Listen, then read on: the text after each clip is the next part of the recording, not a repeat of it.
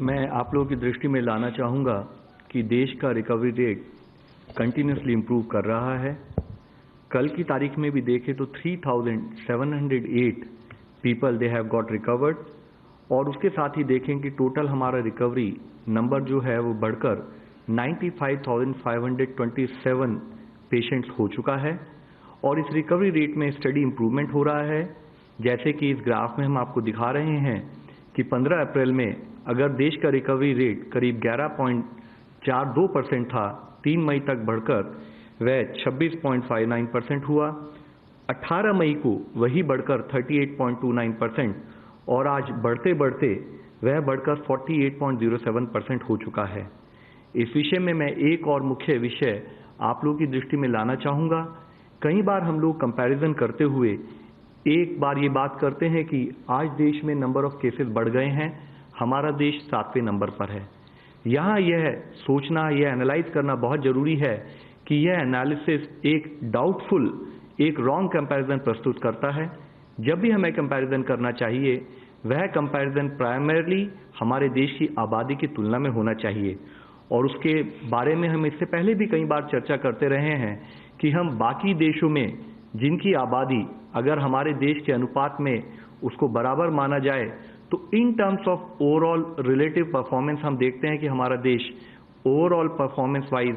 उसमें काफ़ी कुछ स्टेबिलिटी हम लोगों ने नोट की है। अगर हम आज का भी डेटा देखें तो हम पाते हैं कि अगर 14 देश लें जिनकी आबादी हमारे देश से मिलती जुलती है, वह 14 देश देखें तो आज भी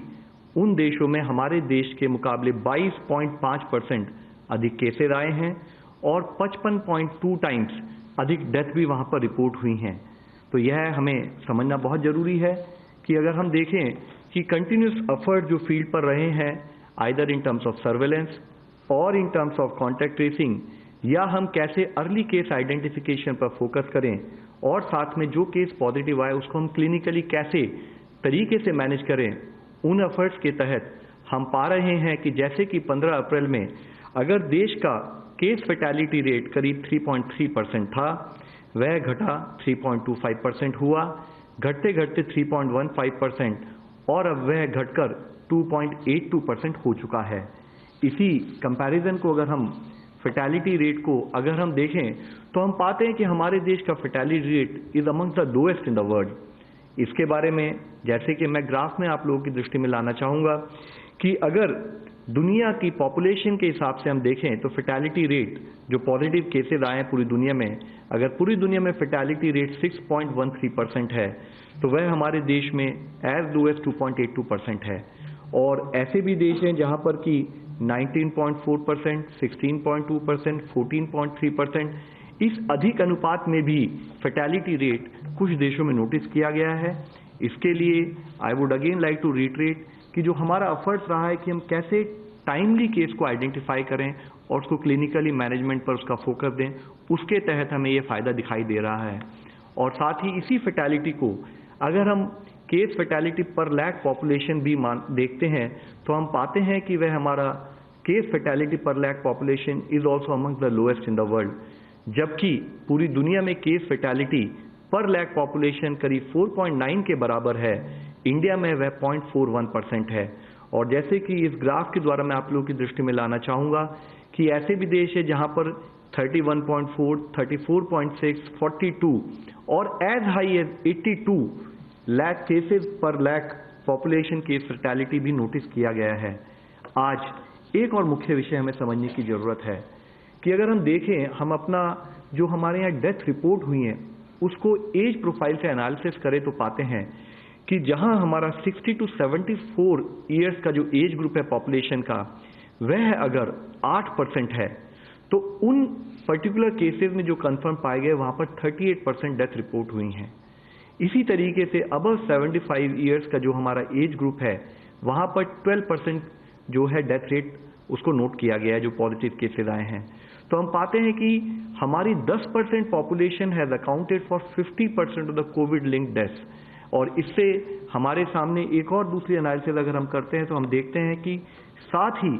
कोमॉर्बिडिटीज जैसे कि diabetes, hypertension, cardiovascular disease, respiratory diseases, इस टाइप के केसेस में 73% जो कंफर्म केसेस है उनमें डेथ उनको विद कोमॉर्बिडिटीज पाया गया है। तो इन दोनों अगर हम अंशों को देखें तो हम पाते हैं कि आज people who are at high risk are primarily elderly people जो कि 60 अबव एज के हैं, further compounded by the fact कि पीपल हु हैव कोमॉर्बिडिटीज जैसे कि डायबिटीज, हाइपरटेंशन, कार्डियोवास्कुलर डिजीज और रेस्पिरेटरी डिजीजेज। आज जब हम कोविड की इस लड़ाई को ले रहे हैं तो जरूरी है कि जो भी हाई रिस्क में हमारे देश के लोग हैं वह हमें सपोर्ट दें, वह रिक्वायर्ड प्रिवेंटिव एक्शन लेते रहें और साथ में अपने सिम्टम्स के बेसिस पर वह जो भी मेडिकल एडवाइस और मेडिकल फॉलोअप वह करें। जरूरी है कि वे सोशल डिस्टेंस बनाकर रखें उन लोगों से भी अपने घर में जो कि घर से बाहर जाते रहते हैं। वह ये इंश्योर करें कि अगर उन्हें कोई प्री एग्जिस्टिंग मेडिकल कंडीशन हो, चाहे वो डायबिटीज हो, हाइपरटेंशन हो या कार्डियोवास्कुलर डिजीज हो, वह उससे संबंधित दवाई और उससे संबंधित चेकअप में कोई भी कोताही ना करें। साथ ही जरूरी है कि हम इम्यूनिटी बूस्टिंग पर भी काम करें। मिनिस्ट्री ऑफ आयुष द्वारा प्रेस्क्राइब किए गए चाहे वो हर्बल टी हो चाहे काढ़ा हो, उसको लेकर भी हम अपनी इम्यूनिटी की तरफ भी काम करें। यह बहुत जरूरी एक कार्य हमारे लिए सामने है। इसके साथ ही हम ये अवॉइड करें कि हम बाहर जाएं, जरूरत पड़े तो हम टेलीमेडिसिन के द्वारा भी अपनी मेडिकल एडवाइस लेते रहें। इसके लिए बहुत जरूरी है कि टेक्नोलॉजी का प्रयोग किया जाए। जैसे एक स्थान पर हमारे केसेस का नंबर बढ़ रहा है तो technology has a very important role in terms of guiding to check कि हम कहीं कोविड-19 पेशेंट के आसपास तो नहीं है। साथ ही it also helps us through Aarogya Setu application कि हम अपने आप को सेल्फ असेस कर सकते हैं। और इसके साथ ही मुख्य है कि हम अपनी हेल्थ को सेल्फ मॉनिटर करते रहें और हमें अगर कोई भी ऐसी सिचुएशन लगे जिसमें कि हमारे को कोई भी सपोर्ट की जरूरत हो तो हम उसके लिए मेडिकल सपोर्ट के लिए तैयारी करें। जरूरी है कि जब आज अपने आप को बचाने के लिए हम अपने एल्डरली पॉपुलेशन, कोमॉर्बिड पॉपुलेशन को उनसे रिक्वेस्ट करते हैं कि वह अधिकतम घर पर रहें, तो जरूरी है कि घर पर रहकर वो कैसे प्रोडक्टिव रहें, उस समय को कैसे यूटिलाइज करें। तो फिट रहने के लिए उनको हम रिक्वेस्ट करेंगे कि वह योगा का इस्तेमाल करें, इंटेलेक्चुअल स्टिमुलेशन के लिए किताबें पढ़ें। जरूरी है कि ये टाइम इस्तेमाल किया जाए कि हम कैसे अपनी फैमिली के साथ बॉन्ड करें, कैसे हम इंडोर हॉबीज डेवलप करें और कैसे हम अगर घर पर भी रहें तो हम अपने नियर डियर्स के को सोशल मीडिया और थ्रू टेक्नोलॉजी हम उनसे कैसे आसपास रहें। आज जरूरी है कि जब एक स्थाई पर जो हमारी हाई रिस्क पॉपुलेशन है तो दूसरे स्थाई पर जो घर के मेंबर्स बाहर जाते हैं वह भी किसी न किसी तरह से रिस्क का पात्र हैं। उनसे भी हमारी रिक्वेस्ट रहेगी कि वह जरूरी हर तरह से हैंड हाइजीन, रेस्पिरेटरी हाइजीन उस पर ध्यान रखें, अपने हाथों को साबुन से समय समय पर साफ करते रहें, अल्कोहल बेस्ड हैंड सैनिटाइजर का इस्तेमाल करें। जरूरत हो तो कोई भी ऐसा कोई अगर जरूरत हो तो उनको एक तो अवॉइड करें कि कैसे अपने फेस को रेगुलरली वो टच करने का जो एक हमारा एक रूटीन हैबिट होती है उसको कैसे चेंज करें। साथ ही हम जिन लोगों को भी सिम्टम्स हैं उनसे थोड़ा कांटेक्ट को अवॉइड करें और अपने घर के जो एल्डरली हैं उनको हम सपोर्ट प्रोवाइड करें। आज जरूरी है कि हम फिजिकल गैदरिंग्स को अवॉइड करें, जबकि हम लॉकडाउन से अनलॉक 1 की स्थिति में हैं तो हम कोई भी ऐसा कार्य न करें जिससे हम या हमारी फैमिली के मेंबर्स को किसी भी तरह का एक रिस्क हो। साथ ही हमारे जो हाई रिस्क पॉपुलेशन है अगर उन्हें कोई भी सिम्टम डेवलप होता है, चाहे वह फीवर हो, चाहे वह कफ हो या ब्रीदिंग डिफिकल्टी हो, तो एक रिक्वेस्ट हम करना चाहेंगे कि जरूरी है कि हम अवेयर रहें और अवेयरनेस का एक पार्ट है कि बिना पैनिक हुए किसी भी तरीके से समझें कि आज भी हम अपने केसेस देखें तो because of the effective clinical management focus हमारे यहाँ पर जो एल्डरली पॉपुलेशन है वो लोग भी काफ़ी अच्छी तादाद में हमारे यहाँ रिकवर हो रहे हैं। तो पैनिक करने की जरूरत ना करते हुए वो तुरंत मेडिकल सपोर्ट के लिए उसके लिए प्रयत्न करें। जिसके लिए जरूरत हो तो स्टेट या डिस्ट्रिक्ट की हेल्पलाइन को गाइडेंस के लिए बात करें, डॉक्टर को दिखाएं और जैसे कि डॉक्टर्स का एडवाइस हो, चाहे वह होम आइसोलेशन हो इन केस की अगर कोई माइल्ड सिम्टम हो या वो होम क्वारंटाइन हो इन केस की सैंपलिंग क्राइटेरिया के हिसाब से सैंपल करने के बाद अगर नेगेटिव पाया जाए या अगर जरूरत हो पॉजिटिव हो तो वह अवसर के अनुसार अपने आप को कोविड हॉस्पिटल में एडमिट कराकर भी अपना इलाज के ऊपर ध्यान दें। आज जरूरी है कि देश के 135 करोड़ लोग मिलकर इस लड़ाई को जैसे अब तक हम पिछले 4 महीने से लड़ते आ रहे हैं उसी स्ट्रेंथ, उसी मोमेंटम और उसी विगर से कंटिन्यूड इस लड़ाई में हम लगे रहें। जरूरत है कि हम इंडिया विल विन इस अप्रोच से काम करें और एक प्लेज लें और सोशल मीडिया में भी हाईलाइट करें कि यस, वाइल वी आर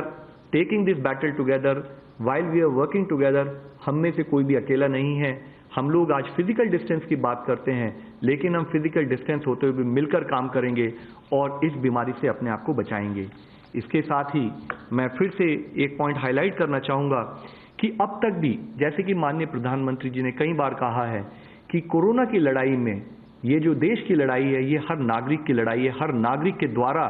हर नागरिक के किए हुए सपोर्ट से ही हमें इसमें जीतना है। और उसी के कारण अगर हम देखें तो उसी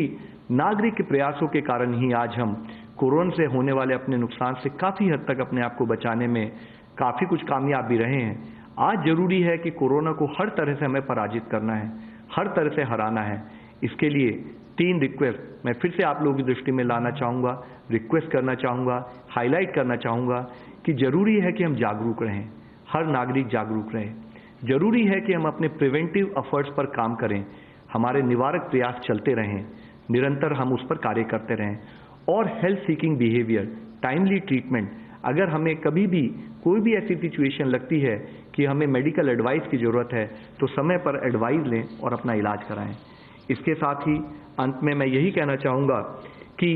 अब तक हमारे पूरे एफर्ट्स अगर आप देखें तो वह कंटिन्यूड जो पूरे एफर्ट्स रहे हैं हमारे शुरू से ही सर्वाइवल के लिए रहे हैं। पहले वह हमारी लड़ाई थी कि वायरस से हम कैसे सर्वाइव करें।